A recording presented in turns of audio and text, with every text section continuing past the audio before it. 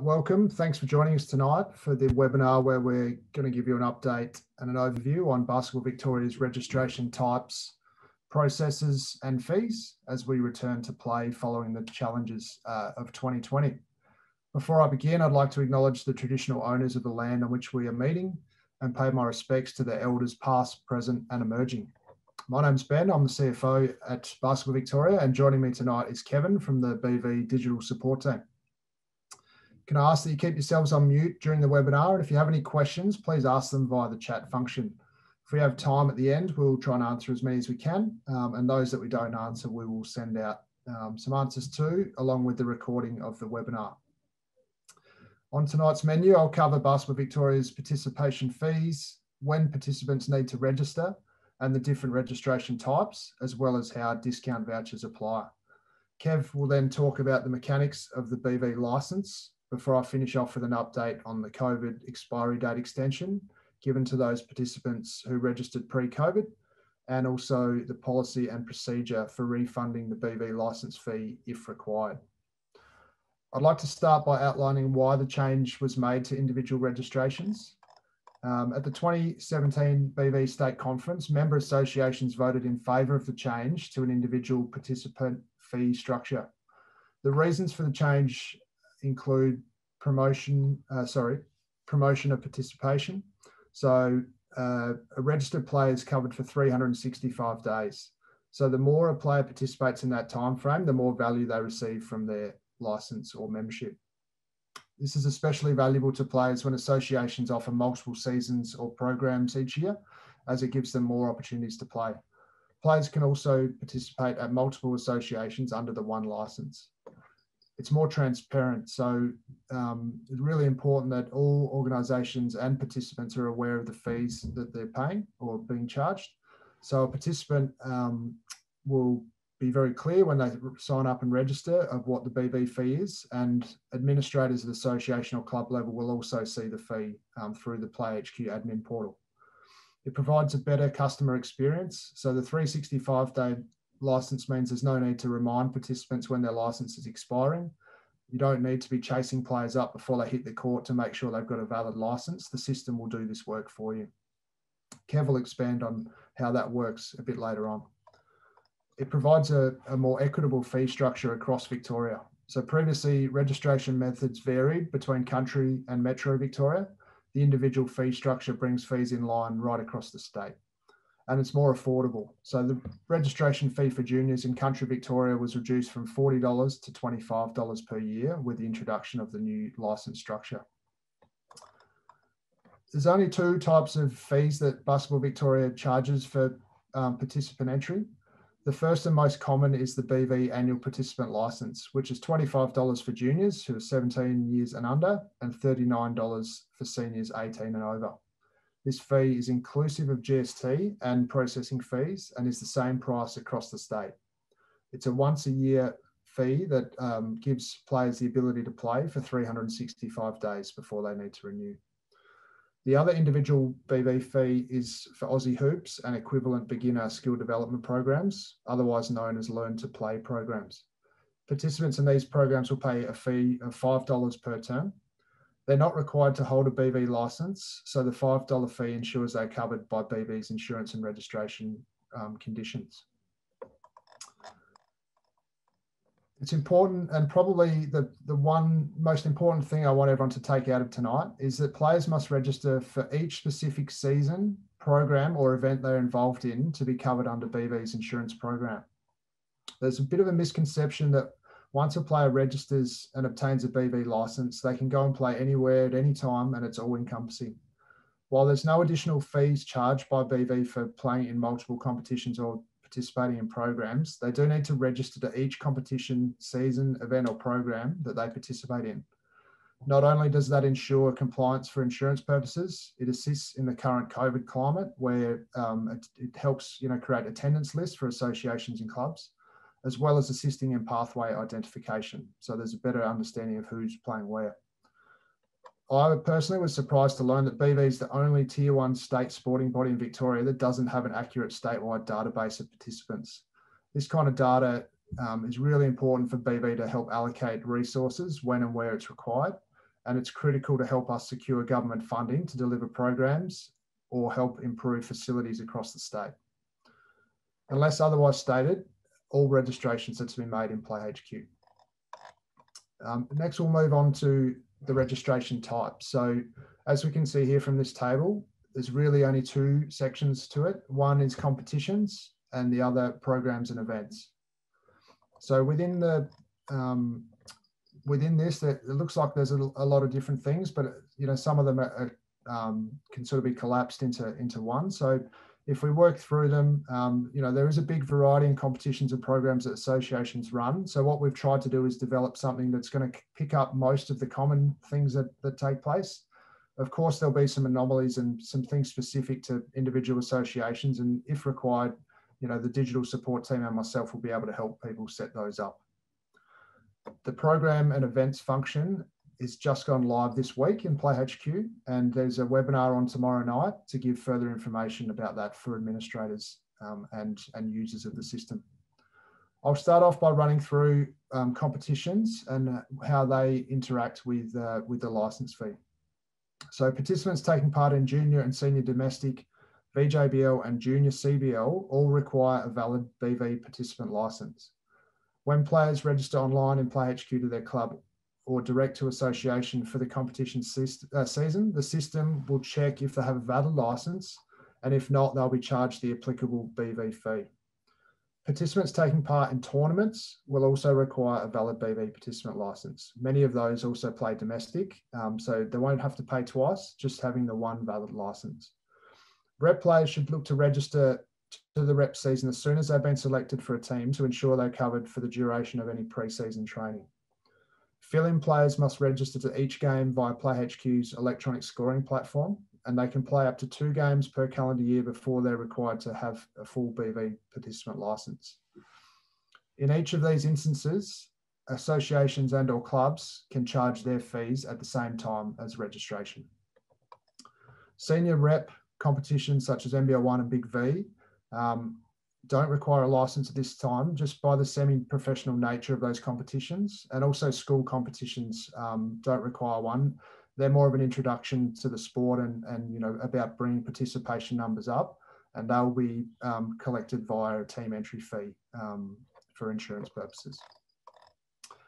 In regard to programs, there's 2 types of programs. So we have the pre-created programs, which are developed and created by BV for use by associations and clubs. And then there's the association or club created program.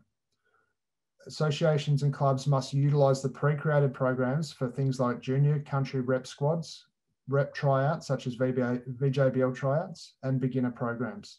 This helps us track participation data as we touched on earlier. The only program which will incur an additional BV fee is the term-based beginner skill development programs run by associations or clubs, which are similar to, but not Aussie Hoops. The $5 fee will commence from term 1, 2021. And Aussie Hoops will continue to operate in Sports TG at this point in time. It's a BA controlled program, so they sort of manage that process, but the $5 fee is in line with what we collect on that program. Associations and clubs can create custom programs in Play HQ for things such as holiday camps and clinics, rep ready programs, high performance and inclusion programs. You can even create custom programs for fundraising events if you wish. The BV participant license is not required for any of these programs. Just to reiterate, participants must register to all of the programs they participate in, even if they already hold a BV license. As I said before, this program functionality has just gone live, and we encourage associations and clubs to start using it straight away. Obviously, you may need to wait for tomorrow's webinar to get the heads up on how to use it, but going forward, we'll be encouraging you to use it as a standard mode of operation. If we go back to competitions, there was a few little disclaimers there in regard to discount vouchers. So discount vouchers are available for inclusion participants, as well as interstate-based tournament and CBL players.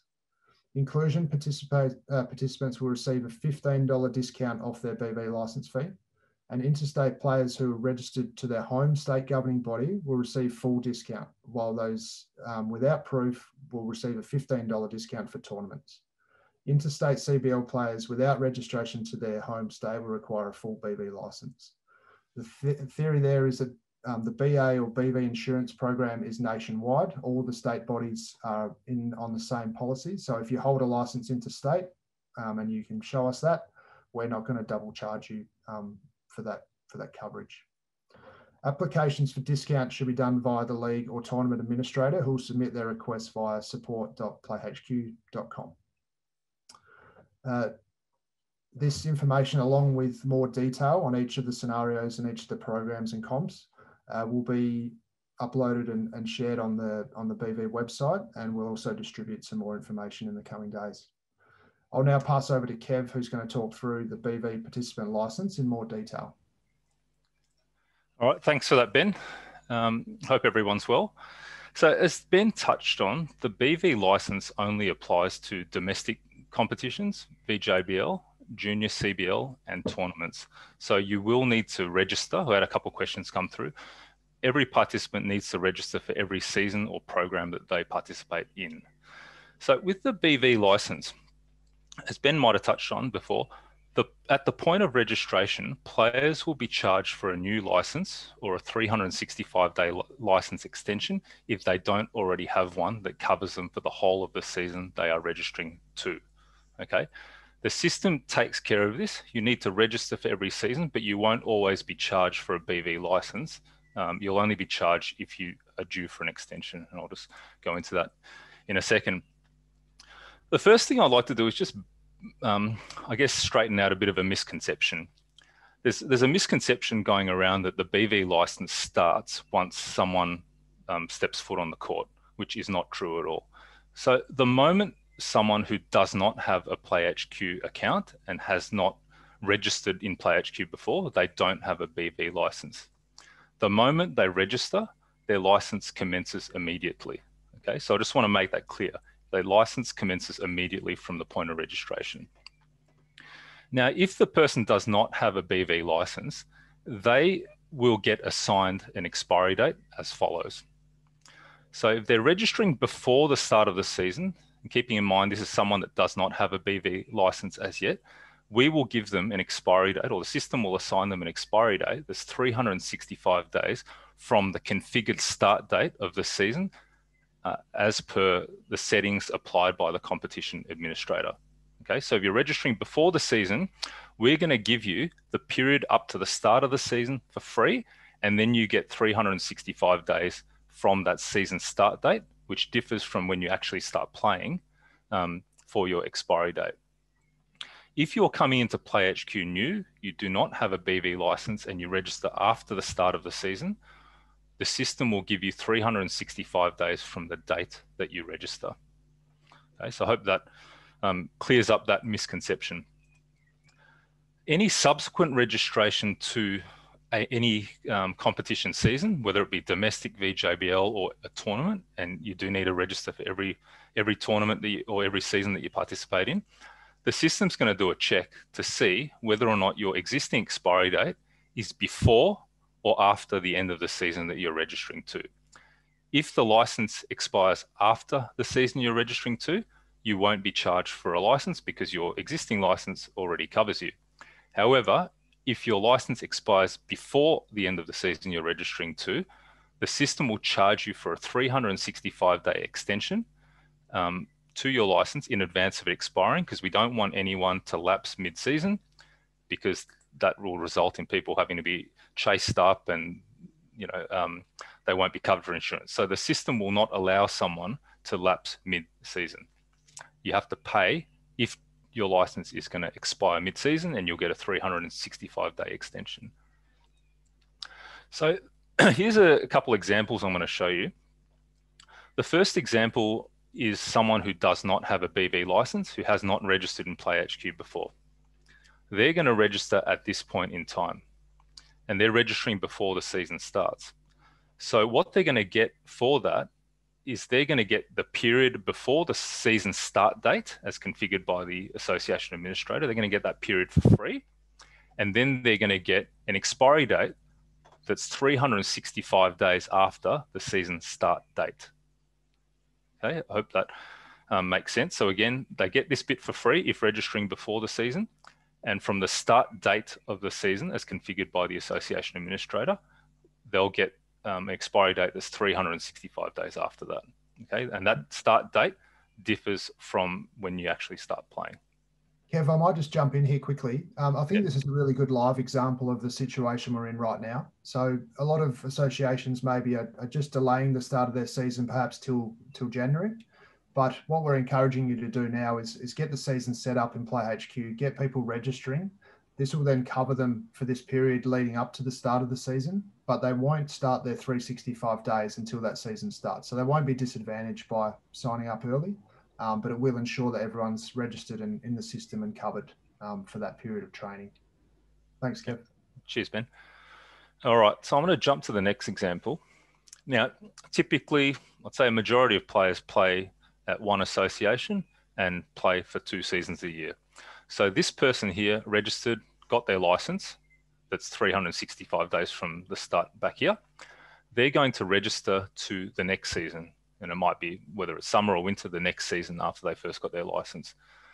Typically, what's going to happen is their existing license expiry date is after the end of the season they are registering to, so they will not need to pay for a new license. The system will recognize their existing license and they're well and truly covered, so they will not need to pay for a BV license extension upon registration here. Moving along to the next example. In this case, the player is registering here to a new season, but their end date of their existing license is before the end of the season they are registering to. So the system's going to recognize that this person is going to lapse mid-season. So they will be charged at the point of registration here for a 365-day extension to their existing license. Okay, so they will pay $25 if they're a child or $39 if they're an adult, and they will get a 365-day extension from their existing end date. Okay, so I hope that makes sense. All right, I might pass back to you, Ben. Thanks, Kev. So just want to cover off a couple of other things now. So because of COVID, obviously we had a period of time where government restrictions meant we weren't able to play basketball. And what BV did was extend, or periodically and incrementally extend expiry dates of BV licenses to ensure that players weren't disadvantaged and they still receive and able to realise the full value of their 365-day license. This hasn't, I guess, it's been something we've tried to do rather than do a mass refund and then get everyone to re-register. The thought was that it's an easier process. You know, mass refunds were going to be really difficult. So I think this is the best way for us to do it. That period pretty much covers from March through to November 23, I think, when restrictions eased and we're able to get back on court. So really significant extension there, which will then mean that people who were registered pre-COVID won't be disadvantaged and won't lose out over that period of time. The last thing that we really want to cover off here is refunds, and it's on a similar topic. Just important for us to re-emphasise and sort of clear up the process for refunds. Generally, the BV license fee is not refundable as per our terms of registration. However, we can consider requests for refunds in select cases. For example, over the COVID period, we have had players or participants who potentially been financially impacted by COVID, decided not to return to play, and they haven't, you know, they've only played a game or potentially not at all. So following the process, they'll be assessed and a refund process for them. Just want to run through the steps and the terms for a refund to be considered, and then the process to complete. To be eligible for a refund, a player must have played fewer than 3 games. 3 games is effectively the consideration for when you've had the benefit of your license fee. The registration to the season in question needs to be marked as cancelled, and BV requires confirmation in writing from the association or the club that has taken place. A valid reason needs to be supplied, so not just don't feel like playing. A valid reason for why they are no longer played, so such as something like a long-term injury or being under financial duress. Bank details need to be provided and provided to BV so that we can process the refund. and all requests need to come from the association via support.playhq.com. It's really important that associations and clubs don't refund the BV license fee themselves. All refunds need to come through and be processed by a BV to be considered. That kind of wraps up the formalities for tonight. We've got through it quite quickly, so we might look and see if there's any questions in the chat there that we can answer. Kev, have you got anything there that stands out? Yeah, there was a question, and I think you touched on it, Ben, about Aussie Hoops. So I just want to clarify.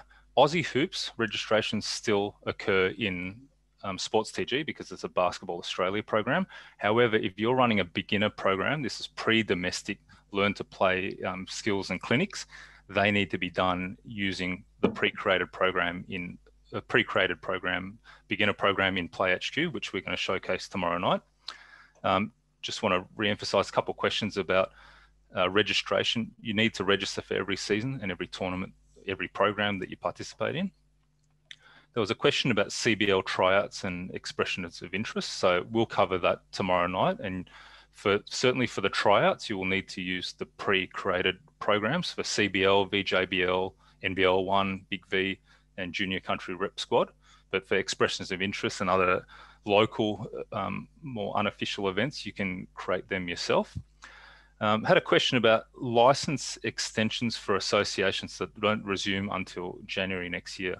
So Basketball Victoria is extending everyone's license for the duration of the pandemic, or the part of the pandemic where basketball couldn't happen due to government restrictions. So everyone's license, as I touched on before, started as soon as they registered. We are going to extend everyone's license by that period between March, by the number of days between March and March 13th and November 23rd. And that's the period that Basketball Victoria couldn't allow basketball to be played during the pandemic. So we did that incrementally throughout the pandemic. So depending on when the person registered, they'll get a chunk of that extension. And if they registered at the very beginning or prior to COVID, they would get that full extension, which was around 255 days, I think, off the top of my head. Yeah, I think the other thing there, Kev, is if an association isn't going back straight away, they are obviously covered now for any training that they're doing in the lead up to a season. So although they might not be playing straight away, it's not really feasible for BV to go through and individually, change everyone's license depending on when the association starts. So the idea of the license, it allows you to play anywhere in Victoria during that period. So if your association's not playing, but you still have the ability to play elsewhere. So a difficult one, and understand that COVID's created some sort of situations which are a bit unusual. I think once we get into a normal rhythm, that, those kind of issues will sort of take care of themselves. Yeah. There are a couple other questions. Can administrators go back and mark participants as cancelled for seasons that never occurred? Yes, you can. But if that season doesn't occur and never ends up being used, I guess it's not compulsory, but it is nice to cancel that record so that the participant will have an accurate record of their participation in their profile. Referee fees information about that will be released in the coming weeks by the Technical Officials Department. And transfers and clearances, that's something else that I guess is not a bit unrelated to this. So PlayHQ will be able to handle transfers moving into the next season from early next year. So look, that was all that we had. So I might just throw back to you, Ben. I think the only one, Kev, the only one I saw a couple early, which were around do players need to register for each tournament that they play, and do parents need to register for each season? I know we covered it off, but I just want to re-emphasize again that players or participants need to be registered in each and every season and competition they take part in, and each program. Really important that they do register to each one. So yeah, look, as I said earlier, questions that we didn't get to tonight, we'll make sure we provide answers to, and the digital support team are available at any time. I'm available if you have specific questions relating to your association and how any of this sort of affects you. So please don't hesitate to contact us. on that, I think we'll wrap it up. Thanks everyone for your time this evening. Thanks, Kev, for your assistance. As we mentioned earlier, this webinar has been recorded. We'll send out responses to the questions, and make sure that you get your Play HQ administrators to tune into tomorrow night's programs webinar. I think that one will be really beneficial and really ties in with what we've covered off today. It'll be a bit more hands-on and diving into the Play HQ, setup and running of the programs, but really, really great webinar for people to tune into. So stay safe, everyone. Make the most of being back on court, and thanks again for your time. Thank you. Thanks, guys. Have a good night.